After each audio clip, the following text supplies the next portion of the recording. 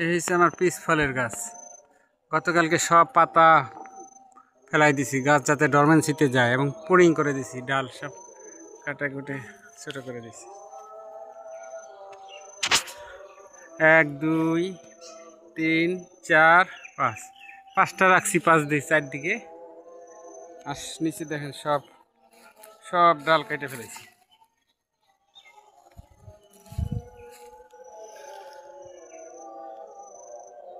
Piece ফলের pruning. এটা একটি চায়নার ফল, চায়নাতে বেশি হয়, চায়না, ইন্ডিয়া, ইটালি এইসব দেশের ফল, শীত প্রধান অঞ্চলের ফল। কিন্তু বাংলাদেশে আমি লাগাইছি মাদারীপুর জেলায়।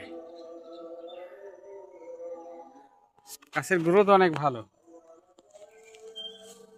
আমি সাধারণত রাসায়নিক সার ও কীটনাশক ব্যবহার করি না, ভার্মি কম্পোস্ট জৈবিকভাবে আমি তরল জীবামৃত ব্যবহার করি। গরুর গোবর, গরুর মূত্র, চিটাগুড়, বুটের বেসন, বাঁশঝাড়ের মাটি, এই 4-5টা আইটেম 200 লিটার পানিতে ড্রামে ভিজাইয়া 4 দিন পচাইয়া 3 দিন পচাইয়া তারপরে গাছে দিই। এর ভিতরে আছে কোটি কোটি ট্রিলিয়ন ট্রিলিয়ন অণুজীব, মাইক্রো অণুজীব, মাইক্রোবস।